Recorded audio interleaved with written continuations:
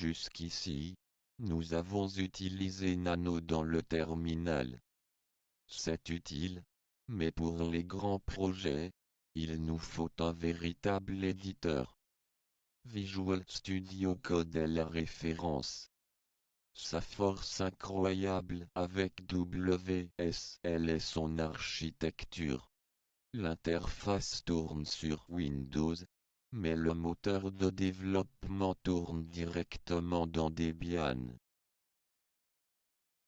La première étape se passe sur Windows. Télécharge VS Code sur le site officiel. Lors de l'installation, fais bien attention à cocher la case ajoutée au path. Cela permettra à ton terminal Linux de reconnaître l'éditeur et de le lancer d'une simple commande. Une fois VS Code ouvert, va dans l'onglet des extensions à gauche. Recherche l'extension officielle nommée WSL, éditée par Microsoft.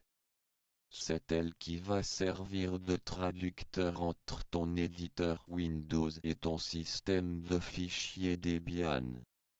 Installe-la, elle est indispensable. Retourne maintenant dans ton terminal Debian. Place-toi dans un dossier de ton choix et tape la commande code, espace, point. La première fois, Debian va télécharger un petit serveur pour faire le lien. Puis, miracle. VS Code s'ouvre sur ton Windows, mais il explore tes fichiers Linux. Regarde bien en bas à gauche de ta fenêtre VS Code. Tu devrais voir un petit rectangle bleu affichant WSL2.Debian.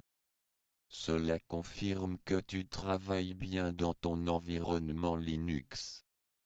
Tout ce que tu créeras ici sera stocké de manière sécurisée dans Debian.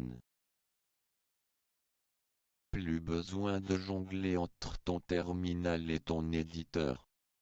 Dans VS Code, utilise le raccourci CTRL-BACK-TIC pour ouvrir le terminal intégré.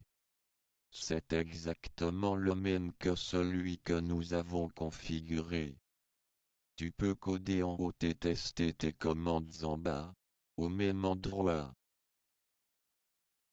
Attention, certaines extensions doivent être installées spécifiquement dans WSL pour fonctionner.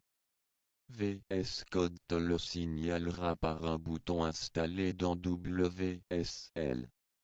Cela permet à tes outils d'analyse de code d'utiliser les compilateurs installés dans ta Debian pour une performance maximale. L'avantage de cette méthode, c'est que VS Code respecte scrupuleusement les permissions Linux. Si tu essaies de modifier un fichier système sans les droits, l'éditeur t'en informera. C'est beaucoup plus propre et sécurisé que de forcer l'ouverture via l'explorateur Windows. C'est l'heure du challenge. Crée un dossier nommé site souligné web dans ton home Debian.